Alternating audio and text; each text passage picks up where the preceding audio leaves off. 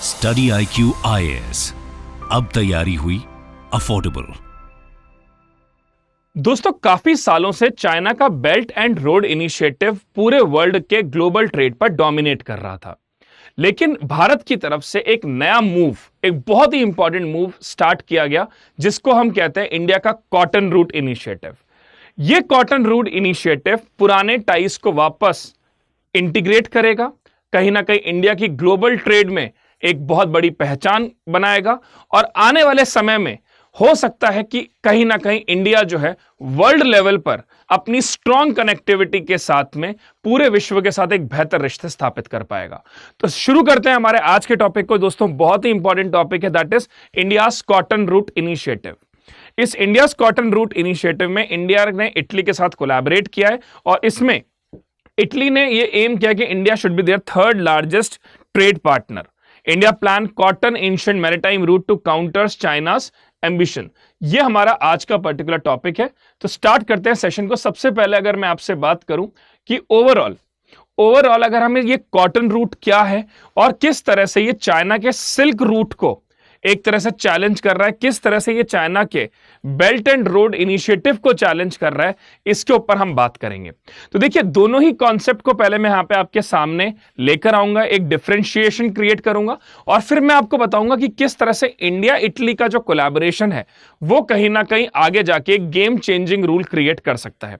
तो अगर हम बात करें कॉटन रूट की, तो कॉटन रूट कॉन्सेप्चुलाइज हुआ 2016 में और ये पोस्ट G20 समिट के बाद में, G20 का जो हमारा समिट हुआ 2023 में, उसके बाद से ये बहुत ज्यादा हाईलाइटेड रहा। वहीं चाइना का जो सिल्क रूट है या बॉर्डर रोड इनिशिएटिव है, ये 2013 में चाइना के राष्ट्रपति शी जिनपिंग के द्वारा स्टार्ट किया गया।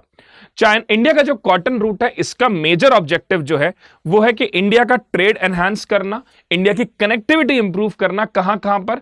मिडिल ईस्ट के संदर्भ में, यूरोप में, और कहीं ना कहीं ये एक तरह का ऑल्टरनेटिव है चाइना के सिल्क रूट से। लेकिन दोस्तों, यहां पर एक बात बहुत इंपॉर्टेंट है, वो है कि यहां पर सस्टेनेबिलिटी के ऊपर बात बहुत है।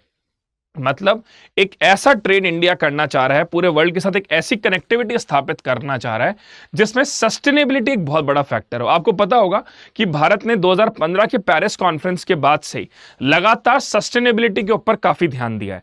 तो यहां पे जो प्राइमा फेसी ऑब्जेक्टिव है वो trade connectivity of India with middle east, Europe, and apart from that, to counter China's Silk Belt Road Initiative, India has adopted this practice with a sustainable approach. वहीं अगर हम China के संदर्भ में बात करें तो चाइना कनेक्ट करना BRI में एशिया, यूरोप और अफ्रीका को कनेक्ट करता है अपने स्ट्रॉन्ग इंफ्रास्ट्रक्चर से और पूरे वर्ल्ड पर एक पॉलिटिकल इन्फ्लुएंस स्टैब्लिश करना चाहता है। लेकिन यहां पर जो चाइना का ऑब्जेक्टिव है वो सस्टेनेबिलिटी से ज्यादा अपनी डेट रिडन पॉलिसी का ज्यादा है। मतलब चाइना क्या करना चाहता है कि जो छोटे गरीब देश हैं, कमजोर देश हैं, उनको पहले बहुत ज्यादा लोन देगा, डेट देगा और फिर बाद में उनके रिसोर्सेस को कैप्चर करेगा। इस पर भी मैं आऊंगा, लेकिन आगे बात करते हैं। अगर हम विजन की बात करें, what is the overall vision of India in this regard, तो इंडिया का जो विजन है वो है इक्विटेबल ट्रेड। ध्यान से सुनिए दोस्तों, यहां पर एक वर्ड है इक्विटेबल ट्रेड। इक्विटेबल ट्रेड का मतलब जो दोनों देशों की, चाहे भारत इटली का रिलेशन हो, चाहे भारत और हमारे मिडिल ईस्ट का रिलेशन हो, इंडिया दोनों देशों की म्यूचुअल ग्रोथ की बात कर रहा है। वही चाइना का जो ये ग्रोथ मॉडल है, सिल्क रूट मॉडल है, ये सिर्फ और सिर्फ चाइना सेंट्रिक है। Now A main questions can directly be asked from this topic कि इंडिया के कॉटन रूट को आप लिंक करिए चाइना के सिल्क रूट के साथ या दोनों में कंपेयर करिए, तो वो कंपैरिजन ही मैं यहां पर शो कर रहा हूं आपको। तो इंडिया का जो यहां पर ऑब्जेक्टिव है that is to promote equitable trade. वहीं चाइना का जो ऑब्जेक्टिव है that is China centric trade. This is the biggest difference. Apart from that, India जो ग्लोबल साउथ है, ग्लोबल साउथ में जो एक इंफ्रास्ट्रक्चर गैप है। अब आपका एक सवाल होगा, सर ये ग्लोबल साउथ का मतलब क्या है? दोस्तों, ग्लोबल साउथ मतलब वो देश जो डेवलपिंग है या लोअर मिडिल इनकम कंट्रीज हैं, उनके ग्रुप को हम कहते हैं ग्लोबल साउथ। तो इंडिया यहां पे ग्लोबल साउथ के इंफ्रास्ट्रक्चर की प्रॉब्लम को भी ठीक करने जा रहा है और साथ साथ में ये लगातार भारत कोशिश कर रहा है कि आने वाले समय में डेवलपिंग कंट्रीज का से भी बढ़े। वहीं चाइना का यहां पर जो ओवरऑल ऑब्जेक्टिव है वो अपनी जियोपॉलिटिकल डोमिनेंस एस्टैब्लिश करना है और यूएस को नंबर 2 पे धकेलकर खुद नंबर 1 पर पहुंचने का ऑब्जेक्टिव है। आगे अगर हम बात करें इस पे, तो हमारे कौन कौन से रीजन्स कवर हैं इंडिया का जो कॉटन रूट है उसमें हमारे कौन कौन से रीजन्स कवर हैं, तो उसमें भारत है, गल्फ नेशंस हैं, मिडिल ईस्ट और यूरोप है। वहीं जो चाइना का सिल्क रूट है इसमें Asia, Europe, Africa, Latin American countries and Oceanias हैं। अगर हम ट्रांसपोर्ट लिंक की बात करें तो यहां पर भारत ने सी और रेल नेटवर्क दोनों का इस्तेमाल करते हुए कनेक्शन स्टैब्लिश किया है गल्फ कंट्रीज के बीच में और यूरोपियन कंट्रीज के बीच में। मतलब कुछ पार्ट जो होगा वो सी का होगा, फिर जब गल्फ कंट्रीज में आएंगे तो वहां पर रेल कनेक्टिविटी, और फिर अगेन जब यूरोप में जा रहे हैं, जब हम ग्रीस में जा रहे हैं या जब हम एथेंस या आगे और जहां भी हम जा रहे हैं वहां पर हम सी रूट से उसको कनेक्ट करेंगे। और वहीं चाइना का जो बेल्ट एंड रोड इनिशिएटिव है वो सेंट्रल एशिया को कनेक्ट करता है, मिडिल ईस्ट को कनेक्ट कर रहा है, यूरोप को कनेक्ट कर रहा है, और मैरीटाइम रूट के माध्यम से वो साउथ एशिया, अफ्रीका और पैसिफिक को कनेक्ट करना चाह रहे हैं। अगर मैं स्ट्रेटेजिक लोकेशंस की बात करूं तो यहां पर इंडिया ने चबाहर पोर्ट में अपना एक डोमिनेंस स्टैब्लिश किया है, गल्फ कंट्रीज को लगातार मदद कर रहे हैं, और जो पोर्ट चबाहर पोर्ट में ईरान के पास जो स्टैब्लिश किया है उसका ऑब्जेक्टिव है इंडिया अपनी इन्फ्लुएंस वहां बढ़ाना चाह रहा है। लेकिन अगर आप चाइना के संदर्भ में बात करें, चाइना ने जो स्ट्रेटेजिक लोकेशंस अपनी बनाई हैं, चाहे वो पाकिस्तान में ग्वादार पोर्ट हो, चाहे वो श्रीलंका में हम्बनतोता पोर्ट हो, या जिबूटी हो, जो हॉर्न ऑफ अफ्रीका में जो जिबूटी है उसमें जो चाइना ने अपनी डोमिनेंस स्टैब्लिश करी है, वहां पर वो इक्विटेबल ट्रेड नहीं, वहां पर वो कहीं ना कहीं ओवरऑल एनसर्कल करना चाहता है जिन जिन कंट्रीज से उसको प्रॉब्लम है। जैसे श्रीलंका और पाकिस्तान में या बांग्लादेश में जो उसने ये पोर्ट्स बनाए हैं उसका ऑब्जेक्टिव है भारत को पूरी तरह से घेरना। वहीं हॉर्न ऑफ अफ्रीका में जो उसने जिबूटी में जो उसने बेस एस्टैब्लिश किया है उसका ऑब्जेक्टिव है ताकि वो यूएस को वहां पे इंटरकॉन्टिनेंटल बैलिस्टिक मिसाइल से टारगेट आउट कर सके। तो यहां पर चाइना की अगर हम बात करें ओवरऑल देयर थिंकिंग प्रोस्पेक्ट, तो वो कहीं ना कहीं डोमिनेंस वाली, वो कहीं ना कहीं जो छोटे गरीब देश हैं उनको सताने की और कहीं ना कहीं अपनी एक हेजिमनी स्टैब्लिश करने की है। अगर मैं भारत के संदर्भ में बात करूं यहां पे, तो भारत यहां पर इकोनॉमिक पॉइंट ऑफ व्यू से, ट्रेड कनेक्टिविटी के फॉर्म से और अपना जियोपॉलिटिकल कनेक्शन स्ट्रांग करने के साथ साथ इकोनॉमिक टाइज को भी इंप्रूव करना चाह रहा है। इसके बाद अगर हम बात करें स्ट्रैटेजिक और इकोनॉमिक गोल्स में, इसी के ऊपर आ रहा हूं। अब स्ट्रैटेजिक गोल्स में बात करें तो इंडिया चाह रहा है इंफ्रास्ट्रक्चर डेवलप हो, रिन्यूएबल एनर्जी सेक्टर बेहतर हो, ग्रीन हाइड्रोजन पाइपलाइन हम बनाएं और डिजिटल कनेक्टिविटी को हम प्रमोट करें through undersea cables and data transmission. वहीं चाइना की अगर हम बात करें तो they want large scale infrastructure, geopolitical leverage. Now remember this word, this is again saying geopolitical leverage through economic investment, ताकि उनके रिसोर्सेज को कैप्चर हम करें। चाइना का यह ऑब्जेक्टिव है। भारत यहां पे एफिशिएंट रूट क्रिएट करना चाहता है, इंडियन इंडस्ट्रीज को ग्लोबल एक्सपोजर दिलाना चाहता है। वहीं पर चाइना अपने एक्सपोर्ट को एनहांस करने के साथ साथ में कंट्रीज को अपने ऊपर डिपेंडेंट करना चाह रहा है। They want to create a kind of atmosphere जहां पर कंट्रीज उसके ऊपर डिपेंडेंट रहे। अगर हम रिसोर्स डिपेंडेंस की बात करें तो भारत यहां पर एनर्जी डाइवर्सिफिकेशन करके अपना सेक्टर और एक्सपैंड करना चाहता है। वहीं कहीं ना कहीं चाइना यहां पर इंफ्रास्ट्रक्चर फाइनेंसिंग देके उन कंट्रीज के रिसोर्सेज को कैप्चर करने की कोशिश कर रहा है। भारत यहां पे अगर पावर डायनामिक्स की बात करें तो इंडिया बिलीव करता है मल्टीपोलर वर्ल्ड में। इंडिया चाह रहा है कि जो जबरदस्ती की जो चाइना सेंट्रिक अप्रोच वर्ल्ड में क्रिएट हो रही है, ओवर चाइना की डिपेंडेंस हो रही है, इसको हमें कम करना है और आगे आने वाले समय में जो ये छोटे और जो मिडिल इनकम कंट्रीज हैं इनकी भी कहीं ना कहीं बात सुनी जाए और इनको भी कहीं ना कहीं एक तवज्जो दी जाए। वहीं चाइना का ऑब्जेक्टिव सिर्फ और सिर्फ इकोनॉमिक लीवरेज गेन करना है। लेकिन अब ऑब्वियस सी बात है, इतने बड़े प्रोजेक्ट्स हैं, इतनी सब चीजें हैं, तो इनमें कहीं ना कहीं चैलेंजेस बहुत ज्यादा हैं फ्रेंड्स। अब वो चैलेंजेस की अगर मैं बात करूं तो इंडिया के जो कॉटन रूट का चैलेंज है उसमें सबसे बड़ी अगर बात करें फंडिंग कंस्ट्रेंट्स में, तो इंडिया को इसके लिए बहुत बड़ा एक इन्वेस्टमेंट चाहिए। इन्वेस्टमेंट के साथ साथ में अलग अलग सरकारें, अलग अलग लेवल पर प्राइवेट सेक्टर प्लेयर्स, इनके साथ एक कोऑर्डिनेशन स्ट्रांग करना होगा। वहीं चाइना के संदर्भ में अगर चैलेंज की बात करें तो एक तरह से डेट बर्डन जो लगातार इनकी पार्टनर कंट्रीज पे बढ़ता जा रहा है और पूरे विश्व के द्वारा जो बॉयकॉटिंग चाइना या पूरे विश्व के द्वारा जो एक तरह की इमेज है कि to find out other alternative, to find out other country apart from China, उसके ऊपर यहां फोकस किया जाएगा। साथ साथ में अगर मैं जियोपॉलिटिकल टेंशंस की बात करूं तो इंडिया अपने इंटरेस्ट को प्रमोट कर रहा है और साथ साथ में कोऑपरेशन भी बढ़ा रहा है गल्फ नेशंस के साथ। वहीं वहां पर अगर हम चाइना के बीआरआई की बात करें तो वेस्ट के साथ टेंशंस उनकी बहुत ज्यादा है और जो ग्लोबल साउथ की तरफ से लगातार एक बैकलैश चाइना फेस कर रहा है, this is again a major concern. साथ साथ में एग्जीक्यूशन टाइमलाइन, ऑल्दो अभी इंडिया के जो प्रोजेक्ट्स हैं ये एक नेस्केंट स्टेज पे हैं और आने वाले समय में जैसा कि हमने रशिया ने अभी बोला है कि हम इंडिया को के साथ में ट्रेड अलग लेवल पर करना चाहते हैं, एक अलग separate route Chennai Vladivostok maritime corridor हम बनाएंगे और साथ साथ में आईएमईसी जो कॉरिडोर है प्रोजेक्ट है उस पर इंडिया फोकस कर रहा है। वहीं जो अगर हम चाइना की कंटेक्स्ट में बात करें तो चाइना के कंटेक्स्ट में जो उसके प्रोजेक्ट है उनको बहुत समय हो गया है और अब चाइना में भी डेट की प्रॉब्लम बढ़ रही है। चाइना में भी वहां के लोगों में एक स्लो डाउन आ गया है वहां की इकोनॉमीज में भी, इसीलिए अभी हाल फिलहाल में चाइना ने एक बहुत बड़ा फिस्कल स्टिमुलस भी दिया है। तो कहीं ना कहीं एक मैच्योर होती हुई प्रोग्रेस है चाइना की, वहीं भारत की एक ग्रोइंग प्रोग्रेस है आने वाले समय में। और इसके साथ साथ सस्टेनेबिलिटी की बात करें तो भारत यहां पर रिन्यूएबल एनर्जी के ऊपर फोकस कर रहा है, वहीं चाइना जो है वो ओवरऑल सिर्फ और सिर्फ अपने इंटरेस्ट के ऊपर फोकस कर रहा है। रिन्यूएबल में कई बार ये प्रॉब्लम होती है कि बाकी कंट्रीज आपके साथ उतना ज्यादा फोकस करे रिन्यूएबल एनर्जी पर, वो कहीं ना कहीं चैलेंजिंग इंडिया के लिए हो सकता है। चाइना के संदर्भ में जैसा कि मैंने बताया कि वहां पर भी लगातार एक डेट की बहुत बड़ी प्रॉब्लम आ रही है, तो they are also focusing on this thing, इसको कैसे ठीक किया जाए। तो ये हमारा था पार्ट 1। अब हम बात करते हैं इंडिया इटली कोलैबोरेशन के बारे में। देखिए इटली ने जो कि ये बात बोली है कि हम इंडिया के कॉटन रूट जो है उसमें हम इंडिया के साथ कोलैबोरेट करना चाहते हैं, हम इंडिया के साथ में बेहतरीन रिलेशन स्टैब्लिश करना चाहते हैं।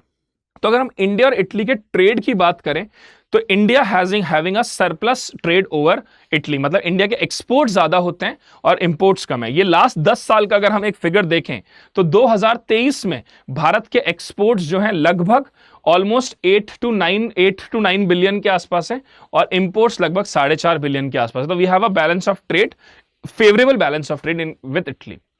अब यहां पर इटली और इंडिया का जो कोलैबोरेशन इस प्रोजेक्ट के लिए हो रहा है उसमें सबसे पहली बात तो आती है इकोनॉमिक और कल्चरल टाइज की। इंडिया और इटली का हिस्टोरिकल ट्रेड और कल्चरल एक्सचेंज बहुत बेहतर है, कोऑपरेशन लगातार बढ़ते जा रहा है और कहीं ना कहीं इटली भी कहीं अपने सेल्फ इंटरेस्ट को भी देख रहा है आने वाले टाइम में।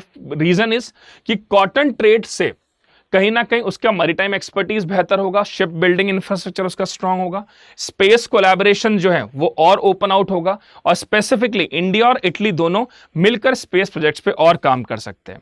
और इंडस्ट्रियल प्लान्स की बात करें तो इटली ने जैसे भारत का मेक इन इंडिया है ऐसे ही इटली ने भी मेड इन इटली बनाया है 2030 का प्रोजेक्ट में ध्यान में रखते हुए, जिसमें वो एम्फेसाइज कर रहा है फार्मा, एरोस्पेस, ब्लू इकोनॉमी और डिफेंस सेक्टर पे, ताकि इंडिया जो है उनके साथ में मिलकर दोनों कंट्रीज के हार्मोनियस रिलेशंस भी बेहतर हो और इकोनॉमिकली भी दोनों कंट्रीज साथ में ग्रो करें।